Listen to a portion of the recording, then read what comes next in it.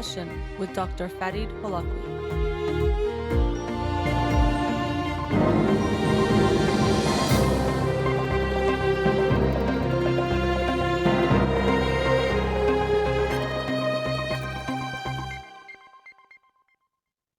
Good afternoon. Welcome to In Session. I'm your host, Dr. Farid Holakouee, and I'll be with you for the next 2 hours here on Radio Hamra. Today, I wanted to talk about empathy. Last week, I talked about intimacy, emotional intimacy in relationships, and I wanted to talk about a kind of related topic of empathy today. A topic that we hear, there's a lot of these buzzwords that we hear a lot about. Empathy, we need more empathy. I think we do overall, but like so many of these concepts, one, we have to make sure we're talking about them the right way. A lot of what comes up in pop psychology can be misconceptions or exaggerations, or very often oversimplifications and black and white types of thinking or conceptualizations that I think can be harmful. And also, like most things, we don't want to just look at it as all good or all bad. Try to understand the nuance of it, or at least I'm always trying to focus on that, because I think most things are a lot more gray than just black and white. So empathy isn't just a simple thing. Generally, we could think of it as thinking or feeling about someone else's pain, or trying to understand what they are feeling. And as I said, they're thinking and feeling. I'll cover different types of empathy because it's not just one thing. But generally, we think of it as being able to understand, feel, connect with someone else's pain, or really experience, obviously, not just pain, I should say, because it could be a good experience. It could be a positive feeling as well. Of course, that all of that can include empathy. And really, with all types of empathy, we are the instrument. Of course, everything that we experience is going on within us. But I'll talk more about how we, being the instrument, can both be good and bad. Our ability to empathize, or how well we can empathize with other people. So, as I said, there's different types of empathy, and we could think of two main types, or two ways of categorizing it. There's the affective or emotional empathy, and this is when we actually feel with someone. So this is if you actually feel some sadness if someone tells you about something sad they went through, or you feel some happiness when someone is going through something. And this could be really important when we're connecting with people. When someone sees our expression, just imagine if you tell someone, my mom died, and they show no reaction. Even if they say the words, "Oh, that I'm sorry to hear that," but you don't feel a sadness or feel something, you're not going to feel like they really care or they understand you, or something will feel missing. So generally, when people show empathy, the affective part is important, that we feel it a bit, or else it won't feel good. And sometimes it'll feel fake. So you say, something bad happens, and someone's like, "Oh, I'm sorry," and they kind of make this, overly emotional, or it feels exaggerated, or it just doesn't feel authentic or genuine. That doesn't feel good. Usually what we're looking for is a genuine expression of that. But the affective empathy, this is actually an internal experience we're talking about. It is feeling with someone. And so you feel your own, that you're something within yourself. But there's also a cognitive empathy, which is more about understanding, or being able to think and understand what someone else is feeling or going through, but it doesn't mean you necessarily feel something yourself. So this part of it could just be the thinking part. Like, I can tell you someone lost their job, and you might just be able to conceptualize and think, "Oh yeah, that would suck. That would be bad. That wouldn't feel good." But you don't necessarily feel something within yourself. And of course, these things overlap, but some people are better at one than the other. Some people have a hard time with the affective part, so they can think about things and be like, "Oh yeah, that's sad. Someone lost a loved one, or someone lost their job, or they're going through a hard time," but they'll have a hard time feeling it. But also people might have a hard time even with the cognitive part, the thinking part. They just won't be able to get, what someone's going through. As I said before, we are our own instrument when it comes to empathy, and so this means a lot of different things. So the first part of this even relates when I was talking about intimacy. When I was talking about not being judgmental and being able to accept someone else. We have to first have connected to all the parts of ourself and all the human aspects that we have to not be judgmental and be able to accept the other parts of someone else. Similarly, when it comes to empathy, the more we are connected to the different feelings, the different experiences that we have in a genuine way, the better we can be empathic with for someone else or be there for someone else emotionally. So, if I haven't connected to my own sadness, I'm going to have a hard time being there for someone else's sadness or even understanding it, potentially the cognitive part, or wanting to go there emotionally. Some people avoid uh, some feelings, most, let's say, negative feelings. And if that's the case, they're not going to be good at being empathic and being there for someone else because they'll have a hard time connecting to their pain if they can't connect to their own pain and feel that. So some people even like to maybe it's part of their self-image, like, oh, I'm just a strong person, so I wouldn't be sad about this, or I wouldn't be sad about that, or I wouldn't care if this happened to me, or I don't care what people think, so I do this and that. So if so I went through something like that, I wouldn't show any emotion. And this is it's not to say people they're always lying when they say something like that, but often what we're seeing is a type of defense or a way of coping to make ourselves feel good or feel better about ourselves and to fit some kind of image or narrative that we have about ourselves, that doesn't allow for us to connect to some genuine aspects of our experience or the human experience that we have. And so because of that, when someone else is going through something, it's like I just can't get that, I can't understand that, or I blame them for that. If they're upset or they're sad or they're going through something, that's their fault because if it was me, I wouldn't be going through that. So the less we are connected to all the parts of ourselves, the less we're able to connect and be there for other people, and even the depth of it. In that sense. So it's not just do you feel your sadness or not, how much you've been able to experience your own sadness and pain will allow you to then be more empathic or to connect more deeply for someone else's pain because you'll have that capacity to go deeper. Even some will say that people who have gone through depression at some point of their life can be more empathic towards other people's pain, other people's sadness, because they've been there, they've gone through darkness. So when someone else is going through darkness, they can understand, they can connect to something within themselves to connect to something within that person or with that person. Even Dr. Fahimi, in his book First Rate Madness, he was talking about how sometimes great leaders throughout history didn't do well despite their mental illness, sometimes because of their mental illnesses or issues that they'd struggle with. And he explained that Abraham Lincoln possibly was good at taking perspectives and seeing people's different sides because of his depression. And so during the Civil War, for example, he was able to be more of a unifier throughout his political career, be more of a unifier because he was able to see different people's perspective.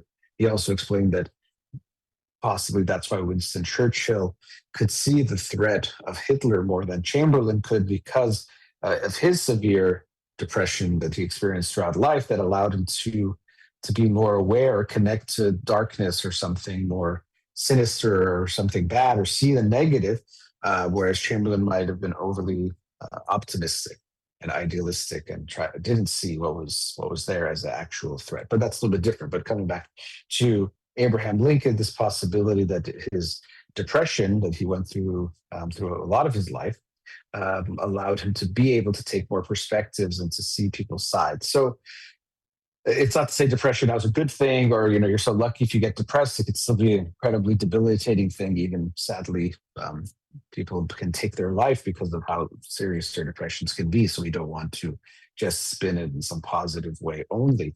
However, it's a complex thing. It's something that is very difficult to go through. But once you go through it, you also come with it or come out of it with some perspective that you couldn't have gotten without that. So, all of this to say that the more we've connected to different aspects of ourselves and the more deeply we've connected to them, the more deeply we can be there and understand other people and connect to their feelings. But you feel this very often that people who are disconnected from their own sadness, don't have the tolerance for their own sadness and pain, have a very hard time. It's almost impossible for them to show empathy for other people when they're going through pain because they just can't handle it. So here, another theme that comes up just for the possibility of the experiences I'm talking about is frustration tolerance or distress tolerance. How comfortable can we be getting uncomfortable, or how willing are we to tolerate not feeling good? Because that's part of life, is that we won't feel good, and if we want to acknowledge what we're feeling, we have to be able to tolerate that. And then if we allow ourselves to feel that, then we can potentially be there for other people's pain. But one, if you've never gone to that depth, you can't go to that depth with other people. And two, if you can't tolerate that kind of pain within yourself, you won't be able to tolerate it to be there for someone else, because it just won't, feel good. You won't be able to sit with it. You'll kind of just go away from it. The analogy I use is almost like, for some people, it can feel like going underwater. So they're just trying to come back up for air as quickly as possible. So someone says, come down underwater with me, and they maybe can dip their head for a second, but then they're just rushing to come back up. And this is one of the many reasons why when people share something they're going through, going through a hard time, I'm feeling down, whatever it might be, most people, their knee-jerk reaction is just to try to get that person away from it, to spin it as something positive, to say, no, the thing you're sad about, you don't need to be sad about. Everything is okay, or you have to be grateful, or you don't realize how good you have it. People would love to have, what you're going through, all these kinds of things. And it's not to say none of those perspectives ever have value, but a lot of what we see is a knee jerk reaction of trying to get someone quickly away from feeling down because it doesn't feel good for us. We can't tolerate sitting there with them. We can't go underwater with them. We feel like we have to swim to the surface rather realizing maybe you're a fish. You can, breathe under the water yourself, or maybe you're like a dolphin or a whale. You can be there for a while and then come up, but you can last some time there. You can't, you don't have to think you have to just rush up to the surface. So if we want to be empathically available to other people, we first and foremost have to, it's almost like being empathic with ourselves, let ourselves feel our own feelings and connect to them at the depth that is there. And you probably felt this, people that can be there for you emotionally, not just in a surfacey way, oh, that's sad, or give you like a surface level care or concern, which we can sometimes get, but who you feel genuinely make you feel cared for, understood, emotionally supported. You can kind of feel this depth. There's some sense of they get it. They can also relate to the pain. It's not just something they're thinking about. And really, this kind of speaks to a bigger picture of, we're talking about empathy and, being there for someone else. The cognitive empathy doesn't go very far when people really want to feel cared for and understood. So if we just kind of get, someone shows that they can get it conceptually, cognitively, oh yeah, I can get that would be sad what you're going through. It usually won't make us feel very much or feel very supported or cared for. We usually want to feel it a little bit more deeply. And it's kind of the combination that's going to help. It's both the thinking, because it can be explained, I can get why you're feeling the way you do, but also some sense of feeling they're connecting to something within themselves and within you. And that's how it feels when we have some kind of emotional, empathic connection and response with someone. It makes us feel very connected. Of course, if you're going through something, I'm not going to say I'm as sad as you are, but when you feel that I'm connecting to some pain within myself, and that way I'm connecting to the pain within you, we can feel very integrated, very one. There's an interconnectedness that feels very, very strong. So to begin with here, we're looking at, if we want to be empathic, ourselves being that instrument and vessel that allows for it to happen, we have to have connected to whatever the pain emotion is that we're talking about, to be able to go deeper and connect with that pain and emotion within the other person. But after the break, I'll keep going on this theme of empathy and what it is and isn't, and some thoughts on it. Let's go to a commercial break. We'll be right back.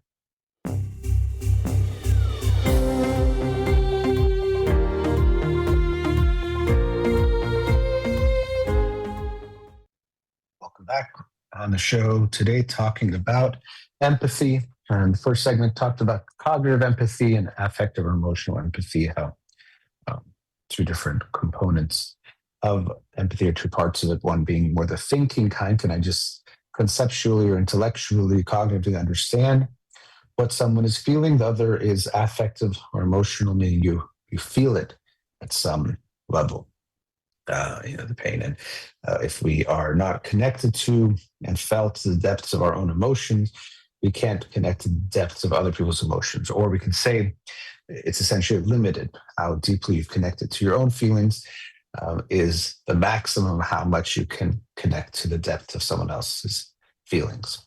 And so people who can be there for other people emotionally in a strong, genuine way, usually, or I would say always, have connected to their own emotions.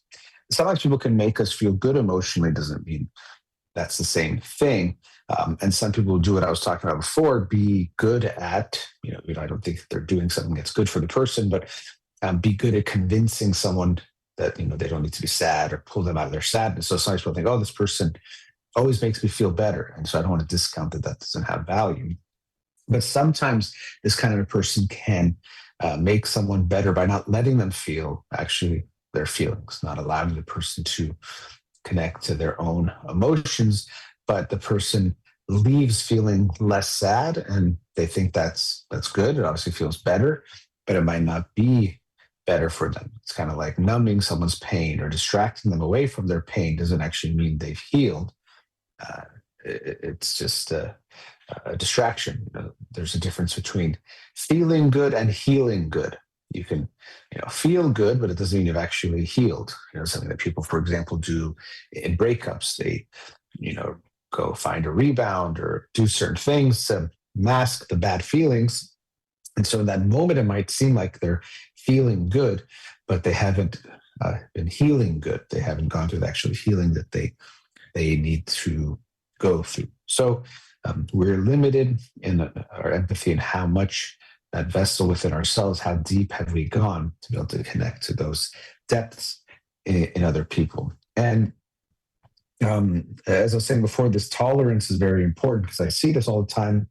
Something I actually explore often with clients because I think it's a very important concept in our psyche of how much we can tolerate our emotions, how which feelings we can feel or not feel and allow ourselves to feel, and how comfortable we are opening up to other people or sharing our emotions with other people. And I'll ask clients to reflect on what does it feel like now for them, but then looking at their childhood, how comfortable was it to go to different main figures, mother, father, and if there was others, how easy was it for them to go to those individuals with intense emotions, especially intense negative emotions. And it's sad, but very often people say, yeah, I don't think I could go.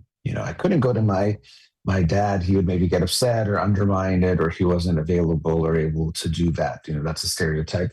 And the other stereotype is potentially mom would get too emotional or couldn't handle it. And so, would break down or would get upset that I was feeling this way, or tell me I shouldn't feel this way, or it's bad to feel this way, or convince me that I don't. All some things I've been talking about before. But very often people will say that even as a young child, they felt like they couldn't go cry to either of their parents because they didn't feel comfortable, didn't feel right. Sometimes people want to ask, like, I can't even imagine it. It feels so foreign, so impossible. Like can't imagine going to my mom crying or my dad crying. From a very young age, I learned this was not okay. It was not possible, or wouldn't feel right. So I learned to hide my feelings, to hold them in. So that's a very common experience that people had. And so, of course, if you your feelings weren't attended to, expressing them made you feel worse potentially, or made you feel like you're hurting the other person, burdening them so much with your feeling they couldn't handle it. You learn to hold it in and to not connect to it. And so when someone else comes to you with their feelings, usually you're not going to have an easy time dealing with it, especially in any kind of emotional way. Maybe the cognitive empathy in a disconnected way, just thinking about it, you might say, oh, yeah, that's tough. But going actually into the feelings and staying there won't be easy. There's a difference between someone telling you they're in a dark cave and you saying, oh, yeah, I bet it's dark in there. I can get that. Versus actually going and sitting next to them in the cave and being like, I'll experience the darkness, not in the same degree, not in the same way, but I will experience it with you. And that's actually something people will sometimes say that, when they're being empathic or trying to be empathic, they might say, oh, it hurts me more than it hurts you, or I'm feeling it so much you have no idea, and might even make it about themselves. So, this relates to being there for people, which I'll also probably touch on more later. But if you're going to be there for someone empathically and give them emotional support, you do have to, there's a few things you want to do, like feel the feelings at some level, but not too much, which I'll talk about. Show that you understand, non-judgmental, accepting, give them that space, validate what they are feeling. But one thing you definitely don't want to do is make it about yourself. So it gets a little bit blurry because I'm saying you're going to feel something and you want to show them you're feeling something, not artificially, but it just makes sense that you would show something, some kind of emotion from what's going on or what you're hearing from them. But if you feel too much, this could be a problem. Saying, the parent who breaks down or gets so sad if their child is crying, well, the child learns I can't cry in front of you. This vessel idea, so I was talking about a container, you have to be able to hold the person's feelings that you're talking to, but also your own. And so if you can't, if you tell me you lost your job and I start crying harder than you are, and I'm like just devastated and, throwing myself on the floor, you're going to now have to take care of me. I can't emotionally support you and be there for you if I now need taken care of, or I need someone to, take care of me. And you're likely, to definitely stop sharing your feelings, but also now come take care of mine. So that's obviously not the way to empathically support someone. And we see this happen where people say, oh, I just care so much that they're telling me, and I was crying, I was breaking down, and I was like, oh my goodness, and, making it about themselves. And it's not to say they do that intentionally. Some people do. Can be a type of manipulation to, make it about yourself. But often it's not intentional, but we have to be aware of that. And this is also similar, not the exact same thing, but I see this when people are apologizing, that sometimes when we apologize, we feel bad, which is understandable. But if you're apologizing and you think you hurt the other person and you are breaking down, crying the whole time, and you are getting very upset, well, even though you're talking about hurting them and their hurt feelings about that, you're really making it about your hurt feelings or your guilty feelings, and almost pushing the conversation in a way that it's about getting rid of your guilt rather than acknowledging the way that you've hurt that person. So for me, it doesn't mean, have no feelings or you're never allowed to cry when you're apologizing, because that would be too restrictive. But we do want to be aware of when we are apologizing to a loved one, that if we want to really show that we acknowledge their pain and their hurt feelings, we can't just make it about our feelings or get too emotional. So I've even coached or worked with some people that are trying to do apologies and recognizing this issue, that can you say the apology without breaking down? Don't hide your feelings. Don't pretend like they're not there.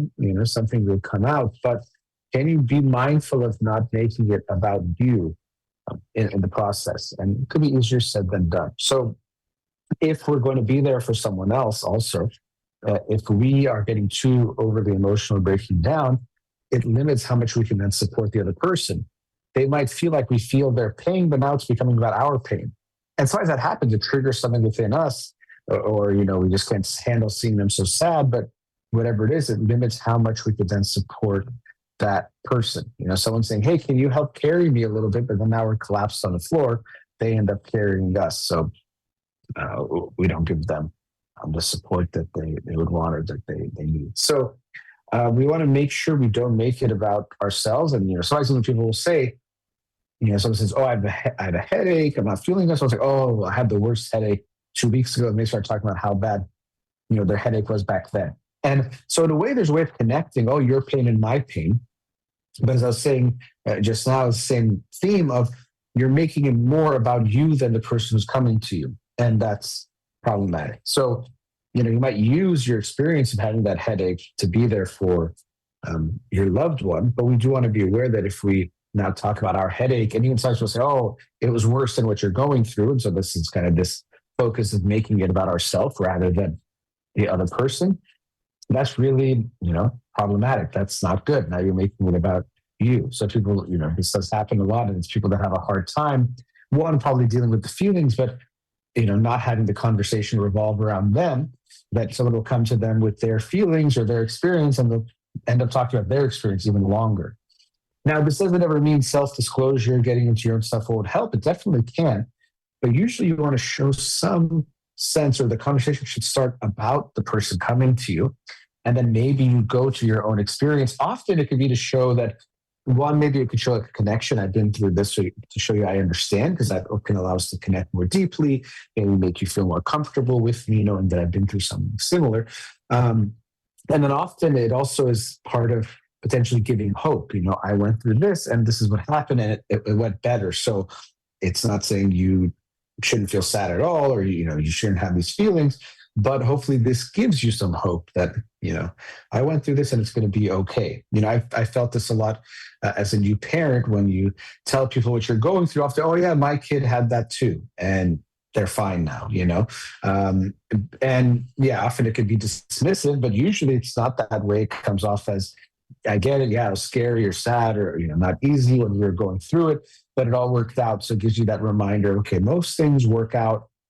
Most things I'm probably worried more than I need to be.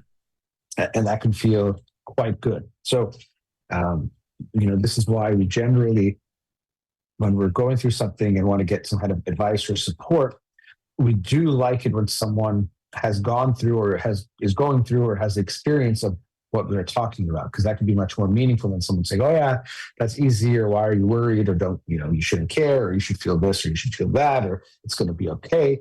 It's going to be okay doesn't mean a lot if we don't know the person, or we just think the person is saying it to say it, to just say the positive thing or the thing that feels good. So it always feels nice to know what someone has gone through. But again, if they make it too much about their own experience, that doesn't feel good. And so, as often is the case with these concepts, as I was saying, we don't want to fall for black and white thinking or oversimplifications. It's not never talk about yourself or only talk about yourself, or never show feelings or always show feelings. It doesn't work that way. It's a lot more complex than that. Sometimes you might even get a bit emotional, and the person will actually like that. The degree matters, how it's done, lots of different things. But sometimes that might actually feel good. So I don't want to tell you don't get emotional at all. Or if you're saying an apology, maybe someone will like that you teared up or you cried because it made them feel how hurt you were by how much you hurt them. So there's a lot of nuance there. The one thing we do want to be very aware of is not making it about us. So if someone's coming to us, the intention is still focused on them, on being there for that person. And so if the conversation is becoming too much about us, we should almost look at that as a red flag. Why is that happening? This is all if you want to emotionally be there for other people and show them support. Some people might not think that's important or want that. So obviously this is if you have that desire, giving some thoughts on that. So I'll continue in the next segments on these themes of intimacy. Even can there be too much empathy? I think there should definitely be too little, but can there be too much empathy? And can that be a problem? And themes like that. So let's go to another commercial break. We'll be right back.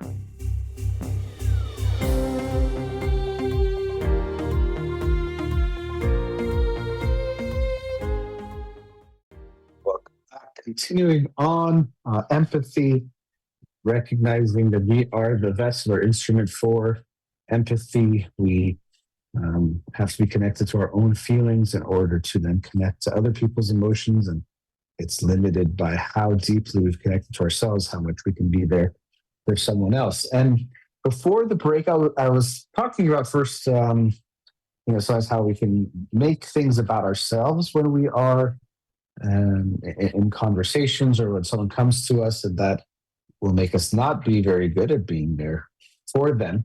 And I was saying, could we have too much empathy? And so before I go there, in general, I think all of us, there's a characteristic that we can look at on the spectrum, which is how much, in general, are our experiences about ourselves versus other people, or how much do we make or prioritize the feelings, wants, needs of ourselves versus others.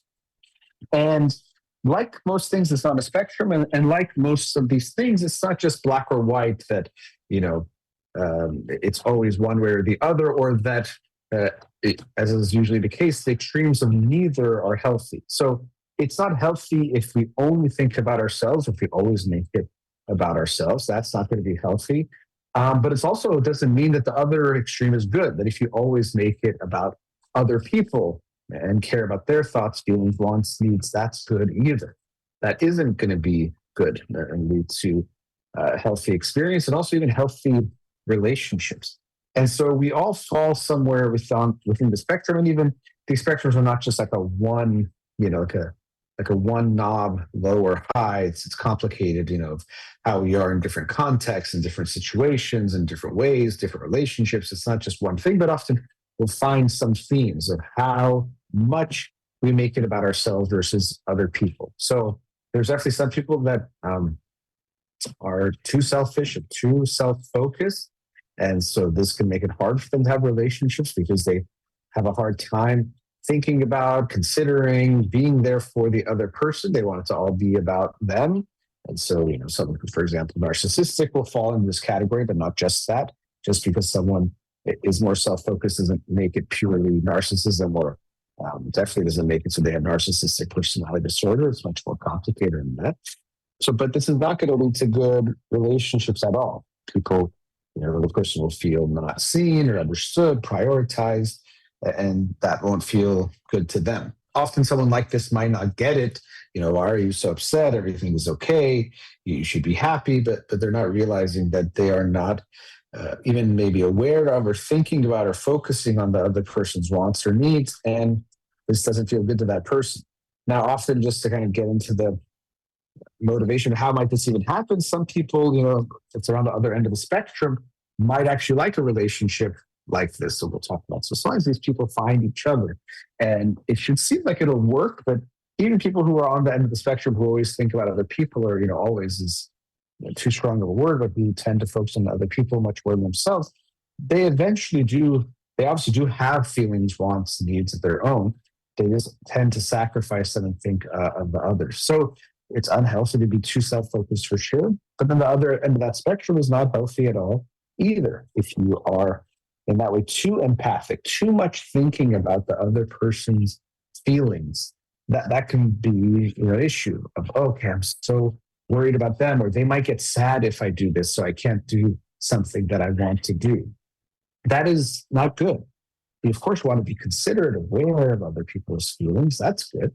But we can't let that awareness or our anticipation of their feelings, or if it's then expressed, determine what we do, especially completely.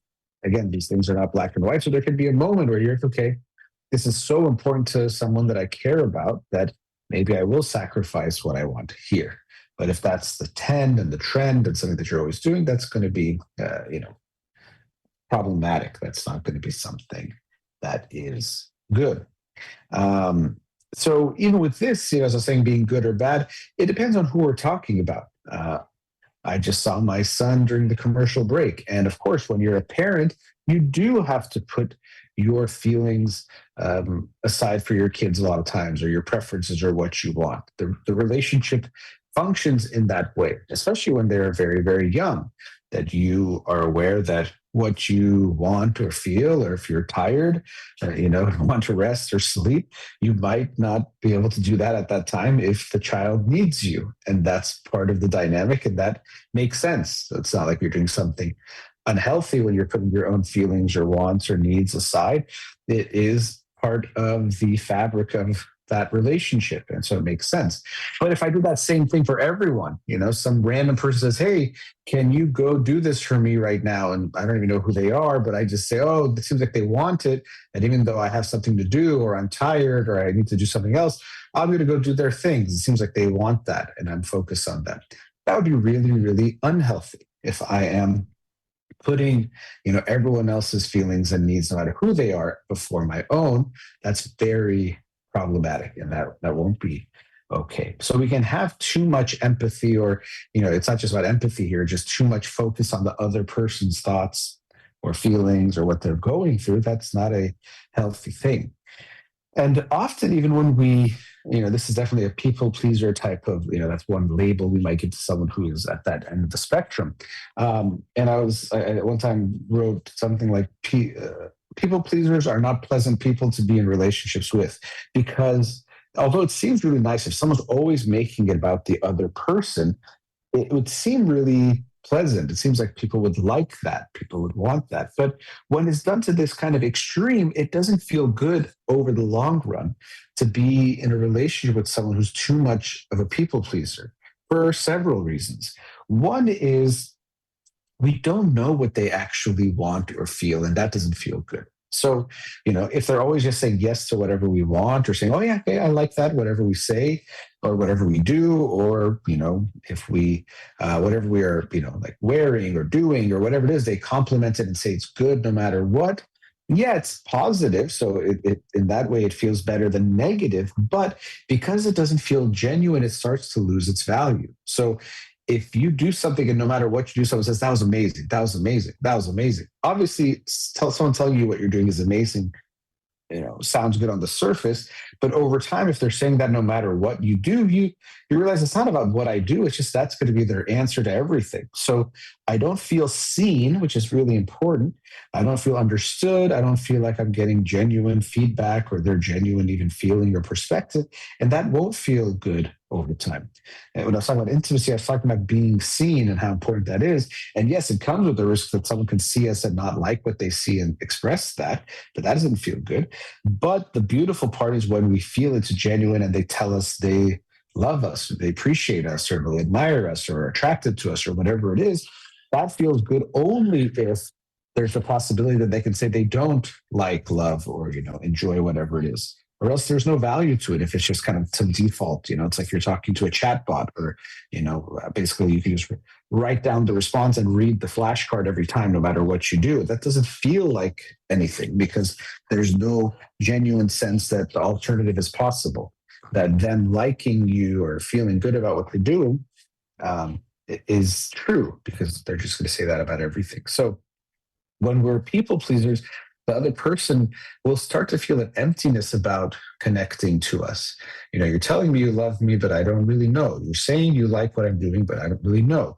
I ask you what you want to do, and you always say whatever you want to do. And, there's a sense of being with a shell of someone that actually doesn't feel good. So usually at the beginning, it might feel kind of nice and pleasant and comfortable. But over time, the other person will start to get frustrated that they don't really know the other person. Interacting with them, connecting with them doesn't feel really genuine. It feels empty. It doesn't feel like a whole lot. And that doesn't feel good. If I never know what you want, then I don't really know if I'm making you happy either. If you're just going to say yes to everything and everything feels good, or is good to you or good for you, that's not going to actually feel good. The other big issue too is that the people pleaser will over time build resentment. When we don't get what we want, in this case because we're not asking for it, but over time we start to get frustrated that it always goes the other way, or it always goes the other person's way. Now the person has to take responsibility that they've clearly co-created this dynamic, that they've made it clear, or that they don't express what they want. That's part of what they're very much doing. So they should take that responsibility for it. But we often will see they build the resentment, or they say it's always about you, or you don't care what I think, or we never do what I want. But they have to have that awareness that they have made it this way. They were more comfortable this way in the beginning, but that comfort over time has led to a resentment and a discomfort that is definitely, at least in part, their own making. So this is something you can ask yourself: where do I think I am on this spectrum of thinking of myself, thinking about other people? What do people tell you that you're close with? That could be a good indicator, because we're obviously blind to ourselves, and often people think, "Oh, I'm so caring, so selfless," and then you ask people closer, and they say, "I don't really feel that way." It doesn't feel like you are able to put yourself second at times, or think about other people. You always want to be the focus or be the one that gets your way. So, or the other way, people say, "Yeah, you're very much a people pleaser, and I don't know what you want a lot of times or feel, because I know you might just say something to get a positive response, or to say what you think I want to hear, and so I don't really know what's on your mind." So it can be a good thing to consider about yourself. And there's too much empathy. I was saying it makes it unpleasant for people around you. There's other ways that it can be very hurtful too.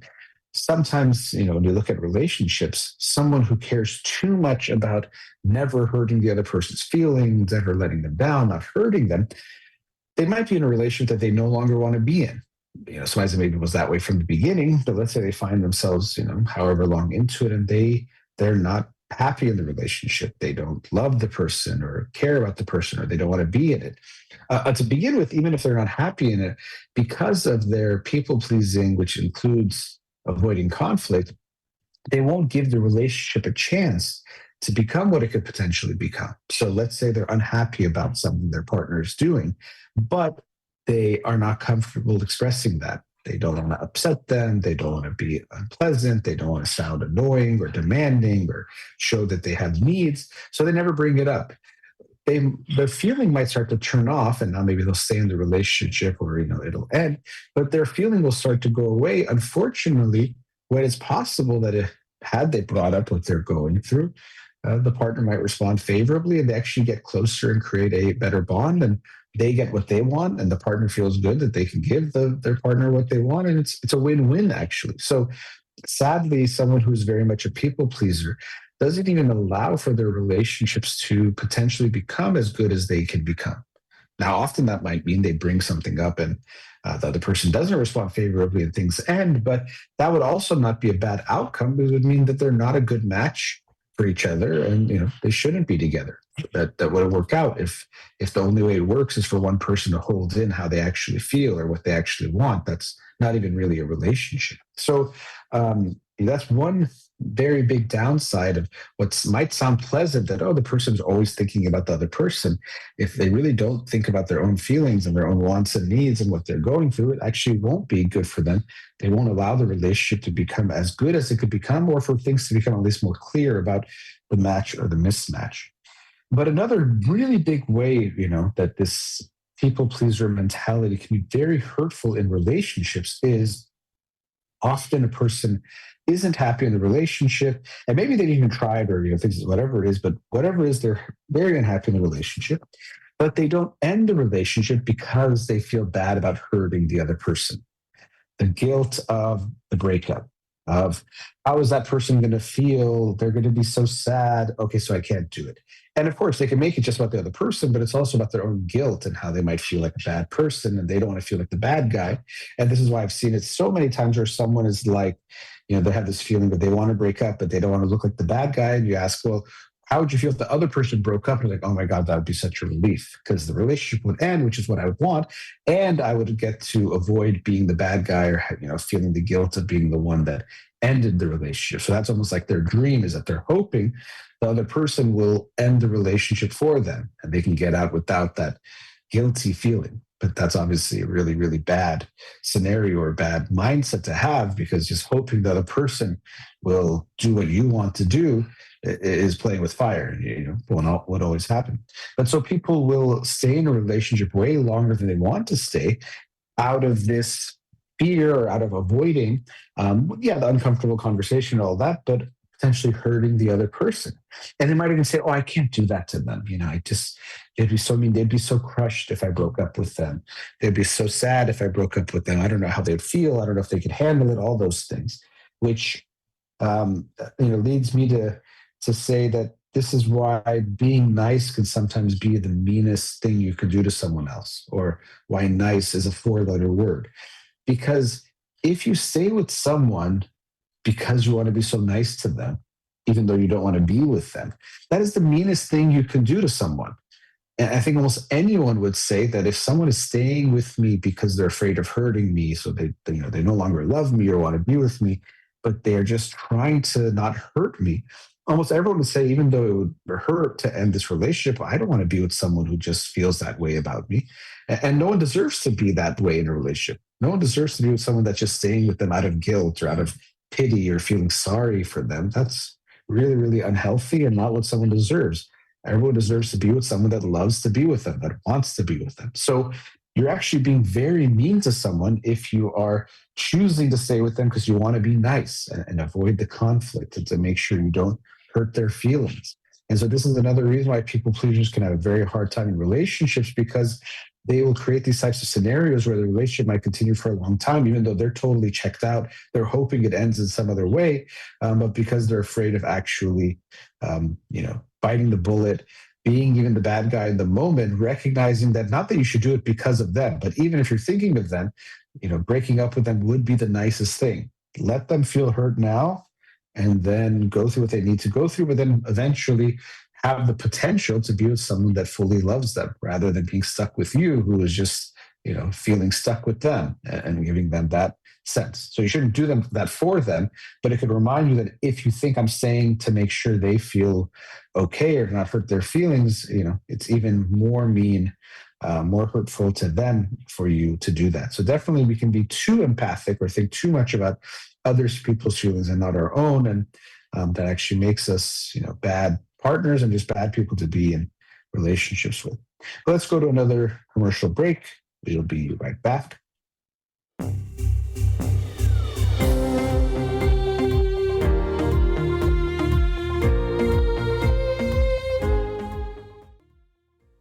Welcome back. In the previous segment, talking about how too much empathy could be a bad thing when we care or think too much about other people's feelings at the full expense of our own, and how this could be problematic even actually in relationships where it might seem like someone else will like that feeling, that over time the relationship won't work out. And really, at some level, it's not even a real relationship, because if we're not being ourselves, expressing ourselves with the other person, we're not really relating to one another in a genuine way to create a relationship.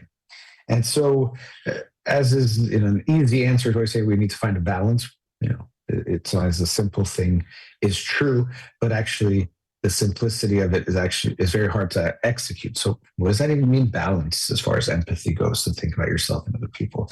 There isn't some, test or thermometer we can just measure exactly the right amount to think about and feel about, things and feel for the other person. And it's a very dynamic type of thing that it definitely depends on different types of relationships, how much that should be the case. And then also, even within each relationship, it's not just going to be a static thing. So it's a very dynamic process. So it definitely should depend on who we're talking about. I was mentioning before with my son, there should be a expectation that it's going to be an imbalance, that I have to think much more about his feelings. Definitely that he has to think about mine. Well, I don't know what way he can even, think, or what does he think about my feelings, but you don't even consider that. You just recognize that I have to be aware of him and take care of him. And that will involve sacrificing myself, what I want, what I need for his betterment. That is part, integral to being a parent. But if I treated other people that way, that would be very problematic. So how much we care about our own versus someone else's feelings, it depends on the relationship. Also, if you're in some kind of relationship where someone has taken advantage of you or it's adversarial, then even more you might have to recognize, okay, this is a relationship where I have to make sure I'm thinking more about myself, because the other person has made it very clear that they won't. They will take advantage of me. They're going to really push things. So I have to be even more mindful of my own side of things, because if not, I'm going to be taken advantage of. So, that could also impact, how we'll feel. But even if it's not an adversarial relationship, if it's a less close relationship, we might just be aware of how much we're willing to sacrifice of ourselves for other people, or how much we're going to think about, ourselves versus them, and vice versa. And of course, as I said, it's dynamic. You might have someone that you're not that close to, but if you see they're going through a really hard time, you might really sacrifice something, something extreme. Like if someone's choking, no matter who they are, if you can, you're going to try to save them. Like, well, I have to go to this meeting, or, I really don't want to strain myself, so I don't want to do the Heimlich maneuver. We just understand that when someone is in desperate need and you're right there, you should definitely do something about it. Think about your own needs when they're that desperate. So, it's definitely dynamic in how these things change, or how that could change these things. And then even in a relationship that you're close with someone, there will usually be a dynamic of, yes, we both lean on each other when we need to, and at different times one person might be leaning more than the other, and hopefully that works out in some way. Okay, you're sick, I'll take care of you, and I'm sick, you take care of me. And relationships often get into some trouble when both people are sick, or let's say both people are feeling down. That could be a challenge. But ideally, as long as someone's okay, well, when someone's not feeling good, we kind of know, okay, my husband, my wife is sick. Let me take care of them, which might mean, or most definitely will mean, sacrificing some things of my own, some time, some things that I might enjoy. I might have to make a few extra trips here and there to get them things than usual. So we just expect that that's how those things are going to be. So how much we care about others and how much we care about ourselves, it's something we can look at within ourselves, of how we are and who we are when it comes to that. And there's no exact perfect amount, but we could try to understand different factors of what might be healthier or unhealthier overall, and also in certain situations. And each of us can look at that for ourselves of, where do we fall on these different spectrums. I mentioned a few times early on about our self being the instrument here when it comes to empathy, and how much we've connected to our own feelings will allow us to connect to other people's feelings. Another way that this, our self being the instrument works, is that someone is going through something, and what we do is, the kind of the metaphor of putting ourselves in their shoes. So we imagine we have to start with, what would I feel in that situation? That's the default, is someone lost their job. I've used that, example. Or someone lost a loved one, whatever it is. And we imagine, what would that feel like for me? And so this is kind of like the golden rule of empathy, I would say, which is a good starting point, is that, I feel whatever that person is feeling, I could understand it based on what I would feel in that situation. Kind of the golden rule is, do unto others what you'd like to be done unto you, is that when something is done to someone else, imagine what it would feel like if it was done to you. And that, is your starting point, for empathy. And that can be very good. And that's all we can have to start with. We have to start there. But kind of like how the golden rule is not so sufficient, or that there's, it's maybe a starting point, but we can do better. The same with the golden rule when it comes to the golden rule of empathy, that it's a good starting point, but we don't want to end there.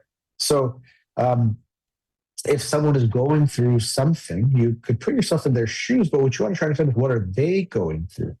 And so you might have to recognize or understand the differences between you and them, or to understand who they are and what they might be going through, and how that might be different from you in that situation. Because it doesn't matter what you would feel if you were in that situation. They're the one that is currently in that situation. And so sometimes we'll use some general things, like you might think, okay, that, if it's a child, let's say, you understand a child is going to likely go through things differently than you will go through. And I'll say, with these things that I'm bringing up, these are definitely assumptions, which usually we think, well, assumptions are bad, and they definitely can get us into trouble, and we have to be mindful of them. But oftentimes that's all we have. You can't know everything, and you have to go based on some assumptions. So as I said, a child is feeling something and think, okay, well, the child is more fragile or more delicate or have more needs, or, might like this kind of thing. Let me bring them a teddy bear, which I wouldn't bring to an adult, right? You wouldn't give an adult a teddy bear, or you wouldn't say, I would want a teddy bear in this situation, but you might hand a young child or a baby a teddy bear thinking this might comfort them, make them feel better. So that's definitely an assumption, but we can understand that might be a helpful assumption. Or, you see someone is going through something, and they already are going through a hard time. And now, so you're feeling okay, but they're already going through a hard time. So you might understand, okay, this might hurt them more than it would hurt me if I went through that same thing right now. So, we go a little bit further than just stopping with what would I feel in that situation, which first of all, we're not very good at. Um, we talk about affective forecasting. Sometimes we imagine if this happens to me or if I go through this, what am I going to feel? And what we find is that we're not so good at it. When we see how wrong people can be. Oh, I would cry if this happened, or I would be so devastated if this happened, or whatever, if this happened, I'd feel so happy. And maybe we get some of the feeling right, but the degree, the magnitude, and lots of aspects of it, we tend to get wrong. So that's another way that our empathy is limited, that, we try to imagine or try to put ourselves in their shoes, but there's some, imagination, some kind of trying to take perspective. There's things that we do that limit, obviously, what we can, experience. And actually, one side note here, this is actually why we want to be careful with telling people, I know what you feel. Now, sometimes if you've gone through something that's very similar, it might feel okay. But often people don't like that feeling when we say, I know what you feel, because it could feel like you're undermining the complexity of what they're experiencing by thinking you just fully grasp it or understand it, or know what they're feeling. So as much as people want to be seen and understood and felt, they usually don't like being told, I know what you feel, because it could feel limiting and more about us than them in that way. So sometimes if we've gone through something, someone's going through something really hard that's not that common, and you've gone through the same thing, that can feel good. I would say, though, even still, if we're going through a similar experience, it doesn't mean it's exactly the same. And, almost always there are some differences. So we don't want to just assume that I know what you feel, because I've gone through it or I can imagine it. But we hear this a lot, and generally it backfires when it comes to being empathic or being there for someone. So just something we want to be mindful of. But so as I was saying, we're limited because I try to imagine, okay, this is how I would feel if this happened to me. But there's lots of leaps I'm making that try to, make me get to that point. As I said, that's, we want to go there, though. We don't want to just stop at, this is what I would feel like. What do I think that person is feeling? So we're trying to put ourselves in their shoes, or in a way, imagine what their feet feel like in their shoes, rather than what we would feel like in that scenario, because that'd be much more telling. And so I was saying, often it's these assumptions we might have to make, because if we don't know the person or we don't know enough about them, we might have to, go based on some assumptions that might make sense. As I said, you wouldn't respond to a child the same way you would an adult. You could be wrong by doing that, but most people would think that's a smart default and assumption to have. But on top of that, we can also have, gain more information. Sometimes we can inquire for more information to better understand. So someone says, oh, I lost my job. And then you might understand, well, what is their financial situation? And if they're financially doing quite well, you might understand it still could hurt. There could be lots of things that come with it, even just psychologically, even if financially they're okay. But it might be different than if you find out, oh, this person has, a spouse and 3 kids, and they're really struggling financially, and one of their kids has some special needs. And, if you understand the context of what they're going through, you might say, oh, wow, I could get that they would feel even worse, even more stressed, more worried, not sure what to do, maybe even feel worse about letting down their family, whatever else it might be. You could get that there's a difference there because of those important pieces of information. So you might ask to inquire to learn more, and you might also just know more. Like you have a friend and they're insecure about something. So something happens, and maybe if you thought about it yourself, like, I wouldn't really care about that, or it would be very minimally, impactful for me. But I know they might be very, very upset, because this is something that I know is upsetting for them, because I've seen it in the past. I know them. And so we wouldn't just think about what I feel, putting myself in their shoes. We try to understand, I know what or I don't want to say no, going back to what I said before, but I have a better understanding that this might be harder for them than it would be for me, or I've seen what they go through in similar situations. And then sometimes they might not go through that, but you go into it with that understanding. So we don't want to limit the empathy, even though our starting point is ourselves as the instrument. We definitely don't want to end there. That's, a good starting point, but definitely not a good ending point if we're trying to be empathic or be there for other people. But let's go to a commercial break. We'll continue on these themes afterwards. We'll be right back.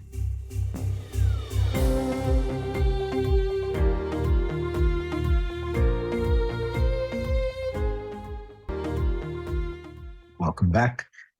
This segment, I just want to talk about how we can be more empathic, um, and especially when we are thinking about certain relationships in our life where we want to get closer to someone, let's say a parent or a teenager, certain relationships where we want to get closer to someone, and especially in the sense or relationships where it seems like they feel like we don't quite understand them or we're not getting them. We can't get closer to someone who doesn't want to get closer to us. We can't force someone to share with us. And if someone is being emotionally closed off, what I'm talking about here won't necessarily work, although it always helps that if we try to understand what someone is going through, it might allow for us to open doors or make connections that might allow for us to get closer to them. But sometimes that can be difficult. But I mentioned that word understanding, and going back to what I was saying before about starting with ourselves as the vessel, but not ending there. That when we are trying to understand someone else, we have to start with, yes, they're human like I am human, but they're also uniquely human like I'm uniquely human. So what I might feel, what I go through, what I understand might be different from them. And so we have to try to understand them, which doesn't mean we necessarily agree. Understanding and agreeing are not the same thing and don't have to both exist, and often both can't exist. So even when we are talking about politics or moral issues, this is something I think is always important to try to get to, is not think we have to agree with each other, but at least we have to try to understand each other. And as I mentioned, moral or political issues, usually when there are divisive issues or big political issues, even if you don't agree or you totally feel, you feel very strongly about what you believe or decide that you're on, it's generally a sign of strength if you can actually understand the other side. Sometimes people think, oh, I'm so strong on my side, I can't even get the other side, or I think they're so stupid, or, whatever, fill in the blanks.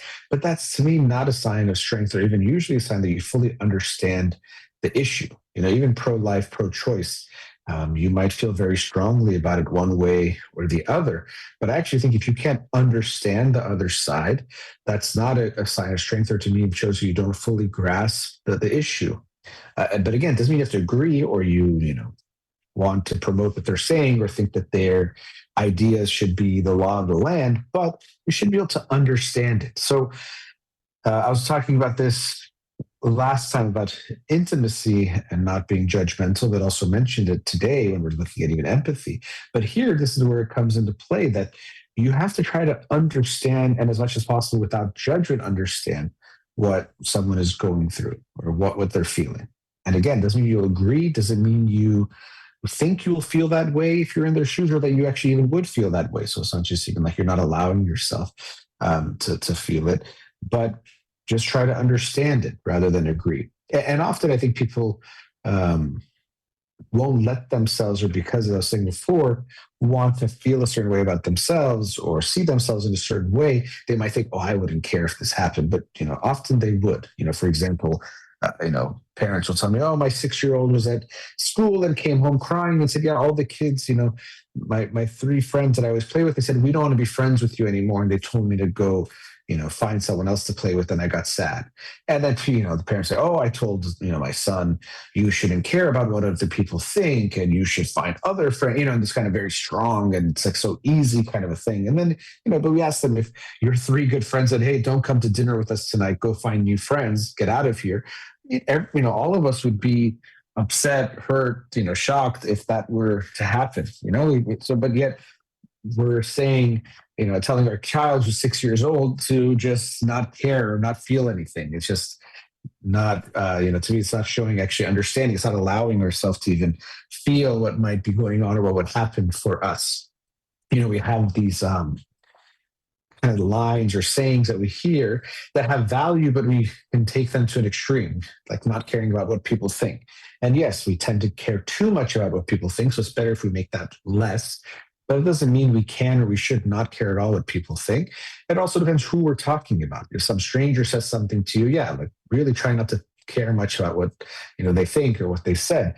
But if a loved one or a close friend says something, that will hurt more, or will have more of an impact. So yeah, it's easy to just tell someone, oh, you shouldn't care what people think, or if you care what they think, that means you don't love yourself, or some kind of whatever kind of pop psychology type of analysis. But that's just not true. Again, if a young child is told by their friends, we don't want to play with you, we can understand that would be hurtful, and we would be hurt too if we were in a similar situation. So this also goes back to what I was saying before about allowing ourselves to feel different things, allowing ourselves to be vulnerable and be human, and recognize that, okay, yeah, it's nice when we're not thinking about it or not going through it, to just imagine ourselves as very strong and whatever we want to, however we want to see ourselves type of people. I'm rational, so I want to be emotional. I'm independent and have self-esteem and blah blah blah.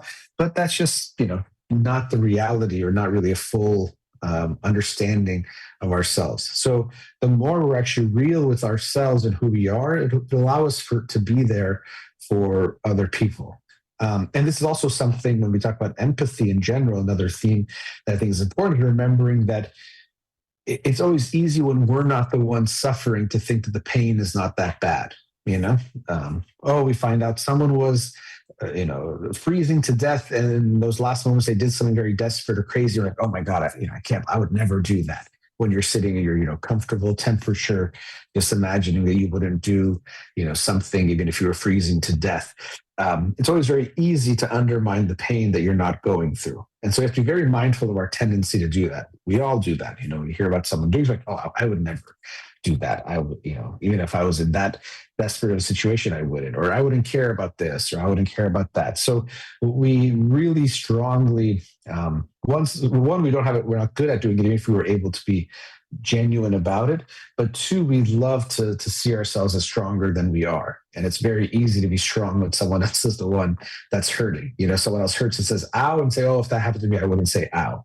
Well, it's very easy to say that when you're not the one that's experiencing the pain. So we want to be very careful about this tendency, and we all do it, often unintentionally, but sometimes it's something that we might even we can allow ourselves to become aware of. And I think it's important to try to stop that this way of trying to put ourselves above others. We all look for it in different ways. And this is another one of those ways that we could try to put ourselves above others. And I wouldn't care if this happened to me. I wouldn't have responded in that way if that happened to me. What they're going through is not that bad. What they're experiencing is actually easy. They're seeing it wrong, all those kinds of things. And so if you're trying to get closer to someone, again, you're not going to agree with it at the end of it all, but try to have some openness to understanding what they're going through. And I would say try to have some openness of, maybe I would feel that, or some of that, or some degree of that too, possibly. You don't have to, maybe you wouldn't, but allow for that possibility of, maybe I would also feel something like that. If you're talking to, let's say, especially like your kid, or you're talking to someone, give yourself that, especially if I was in their shoes, if I was their age. Maybe you're right, even at this age, you wouldn't feel some of the things they're feeling. Probably that's going to make sense. But if we're talking to our child, we have to put ourselves in their little feet and their little shoes, and try to remember what it could feel like as a kid to go through what they're going through. So this is really important, that we recognize understanding doesn't mean we have to agree, and doesn't mean that we would go through the same thing. Maybe we really wouldn't, but that understanding is very important. People really value, we talk about being validated. It doesn't mean they had to feel that way. It doesn't mean that's the only way to feel, but you can understand what they're feeling. Okay, yeah, that happened. I can understand that it made you upset. And usually you can understand multiple things. You're upset, but you're also disappointed. You're also relieved. There's different feelings that people might feel. And so you can understand when they express one of them, that, okay, I can get that you felt this way when this happened. That makes sense. And I think that's generally, as a therapist, what you're trying to do. Of course, I don't feel exactly what my clients would all feel. I don't, I'm not the same as all of them. I try to imagine what it feels like for them, with myself as a starting point, as I was talking about. But sometimes it's different from what I would feel, but I can understand what they're going through. So when we're going to be there for other people, obviously, you can't go through every human experience to then be able to be there for other people. Sometimes they might specifically want someone who's gone through their experience, for sure, as I mentioned earlier. But overall, we could be very empathic to people from all walks of life, to all types of experiences that we necessarily haven't had. We can still provide a level of empathy if we're willing to be vulnerable, to feel what they might be feeling, to try to connect to it, to be non-judgmental, to try to be accepting. And as I mentioned last week, we don't want to just think of non-judgmental the way I said it there, like some stance, I'm going to now not judge. But if we're genuinely non-judgmental, it means we have recognized these different parts of ourselves and all the different parts of ourselves, the good, the bad, and the ugly. And so it allows for us to connect to those parts in other people. Oh, yeah, you were envious of your friend. Now, the default could be, oh, no, you should never feel envy towards a friend. You should only want good for them. You shouldn't blah, blah, blah, all that stuff, which there's truth to it. But genuine human experience includes envy. We sometimes might even feel envy towards someone we care about. There could be some mixed feeling. It might, and as is usually the case, what we actually want to do is when we have envy, rather than deny it, we want to acknowledge it, but then recognize that it's almost always pointing to something that feels missing in us. Your friend gets a promotion and you feel some envy. It could be you feel that envy because you're dissatisfied with your own career, with your own job, with the decisions you've made in your own work that makes you feel some envy towards them doing well. That's very often what it is. People doing well can bring up stuff of us not doing as well as we would have liked, not taking often as many risks or challenges, not doing something, someone does something like, oh, like they shouldn't do that, or that's, maybe silly to do, or that's like risky to do, or whatever it might be, might come up for us, but it's because possibly we want to do it ourselves. So our feelings are information. Doesn't mean they're right in some sense, when we say they're valid, but it's something. And often it will lead us to something within ourselves deeper. It's not even about your friend, it's about you. Your friend got the promotion, you're feeling some envy in that situation, but really it's pointing back towards this wound within you of what you don't feel good about within your own life. So the more non-judgmental we are in general about ourselves, we can then be more non-judgmental to other people. And when we're trying to be more empathic, more understanding, we can then go to more places within ourselves to connect to something, to connect to our loved one. Okay, they're feeling envious. If you tell yourself, I'm someone who never feels envy ever, and I've never felt that way, it's going to be very hard for you to have empathy for that person or show empathy for that person. And they're going to feel that, even maybe you try to say it, but they won't feel it, or you're trying to tell them they shouldn't feel that way. So a big part of this process, if we want to be more empathic towards our loved ones, is to recognize that let's try to be more open, more accepting, more non-judgmental first about ourselves, to have that space and capacity to go there with them. And also just recognize that even still, we might not feel the same way, but the focus doesn't have to be on agreement, but understanding. I want to try to understand you. Doesn't mean I think I would feel or I would feel the same as you, but I can understand what you're feeling in your experience, and that's where we can connect. All right, let's go to our last commercial break. We'll be right back.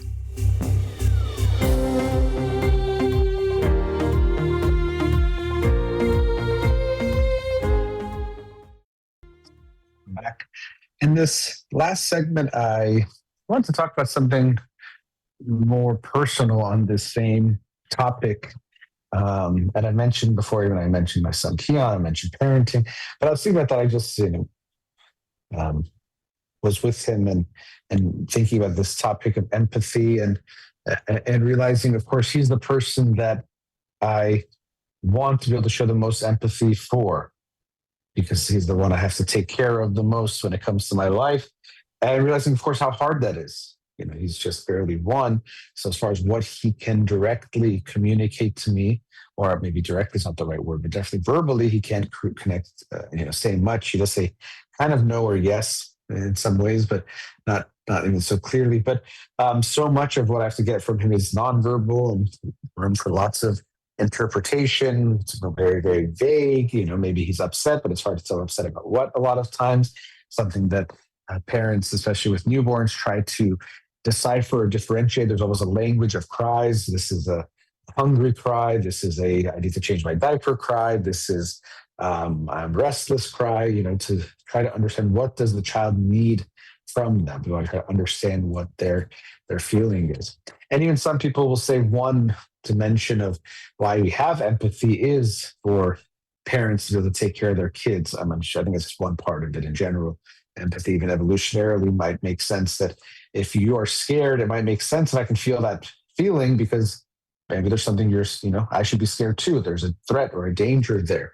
But there's lots of theories about why empathy has developed or how it can be beneficial. But as I was saying, coming back to this experience, I want to know what he's feeling. I wish I could know it even more clearly and directly. And sometimes you don't even know. It's like, I mean, is he cold? Yeah, he's asleep, and maybe he's cold. And I wish I knew if he was cold or if he was hot or if he was this or if he was that. But you don't know a lot of times. Sometimes it's not so clear what is going on. And even you try to imagine what is it like to be a baby. I try to do that, okay, and that is important to keep in mind. Sometimes he wakes up and he's fine, but sometimes he wakes up in the dark, and you could tell maybe he's either disoriented, maybe he got into a deeper sleep, something happened, but he is, wakes up almost. It seems like in a panic or more afraid. Not often, but this does happen. And so you could think, well, okay, what's the big deal? You're just waking up in the same room as always. But then if you try to, put on a more empathic hat on, you might think, okay, well, it seems like he woke up and maybe he was disoriented or maybe he felt alone. And of course, imagine for a baby what that's like. I know I'm right here, but he doesn't know. We show up with, hopefully very soon, but it could be very scary for him. So I have to try to imagine what is it like for him as a baby to wake up in that situation, and maybe sometimes it's fine and sometimes it's not okay. And that's actually another part of empathy. And parents do this with their kids too often. It's like, oh, you like this or you don't like this, or you should be feeling this way. And so we're all like this, but sometimes we don't afford our kids that same kind of freedom to feel different things at different times, even about the same things. Yeah, you might like this certain kind of food, but sometimes you're not in the mood for it. So sometimes you bring your kid food, like, no, you like this. It's like, okay, they might like this, but right now they're not. Maybe they're not even hungry in general, but maybe they're not in the mood for that or feel like eating that. So we have to try to respect that. They might not feel what they did yesterday about the same thing or earlier in the day or another time. Give them that space to be different. And so, yeah, I feel that sometimes he wakes up, like I said, he's totally okay. Sometimes he's not. And I don't know exactly what's causing it, but I always want to give him that space to experience it or try to understand what might be feeling, those things are feeling different for him. Because so much of it is ambiguous, as I've said earlier, what you also do is you do rely on yourself as that instrument. And it can almost be funny when you notice the biases that you have and how you assume, your child is feeling what you feel or what you might feel, and probably do that too much. So my wife and I, we run very different as far as temperature. I tend to be very warm, so I like, for it to be cooler and, for the room to be cooler or cooler weather.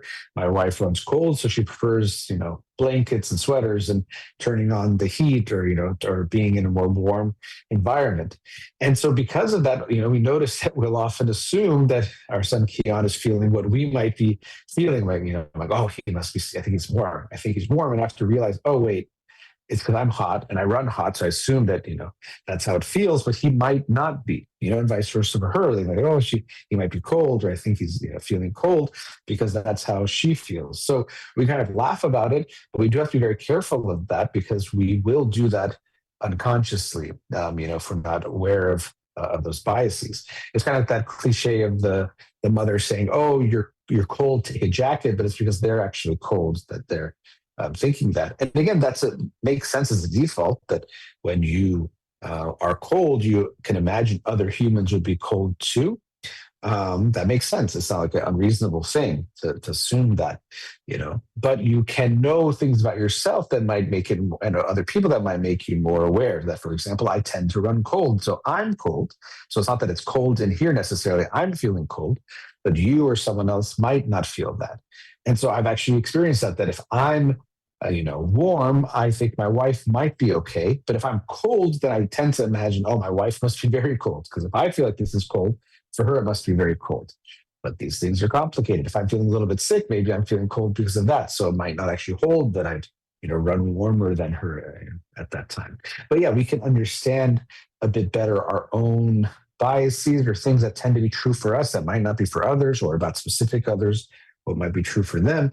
And so when it comes to trying to take care of your baby, you can have an awareness of, okay, for example, I run warm, so I might assume he's hot, but that could just be because I'm hot and I don't want to make that assumption or overly make that assumption.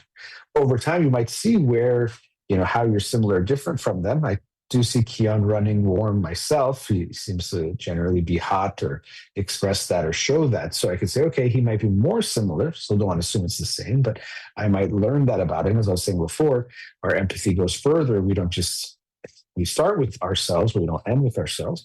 So you try to understand the other person and their quirks and their preferences, and how they tend to operate, and then you can be more informed to try to understand them better. Another important thing that I was saying there, I said it before about maybe they're not always in the mood for the same thing, is we try to do all these things, but we also most importantly want to let the person tell us what they're feeling. So again, like I was saying, oh no, you like to eat this or you want this. I don't want to tell him what he is feeling or what he likes or doesn't like. I want to have my understandings of him. I'm not going to walk in, going back to assumptions not being always a bad thing. It makes sense for me to assume things about him, but I also want to leave the space where he might be different in this moment than from what I assume or what I expect, because that's also a big part of empathy, is allowing the person to express where they are at, not telling them or assuming we know exactly what they're feeling. So, and as Keon gets older, the emotional experiences and ups and downs and pains get more complex. Already it's more complex than it was when he was a newborn, when it's just really these very purely physiological things of hot, cold, hungry, need to sleep, need a diaper change. It's just purely physical. But already just over one, there's definitely more complexity to it, that you could feel a frustration at times. Or if we offer him something and he says no, it might be he's upset that we asked more than once. Or maybe he wants one of us and the other one shows up and he's mad that the other one, showed up, or whatever it is. But there's more complexity to his experience. And as he gets older, that complexity will only increase the types of things that he will have feelings about. And so I have to be mindful that when I'm trying to be empathic, try to understand him, that there's more complexities in the biases that I'll have too. That, okay, yeah, oh, he's being shy, or he wants this, or he wants that. And I have to be careful how much of it is my own stuff that I'm, using myself as the instrument and making too many assumptions and not noticing the blind spots in assuming something that he is going through, when it might be something quite different from that. So those challenges will get harder, of trying to see him for him, trying to understand him for what he is actually going through in ways that might be similar or different from what I might feel or have felt when I was a child, or think I felt when I was a child, and really try to respect him as himself and understand him. So I recognize, these things sound very easy conceptually, or good things to aspire towards, but they're very hard, because not only do we have biases about ourselves and how we see ourselves, we have biases of what we want our kid to be.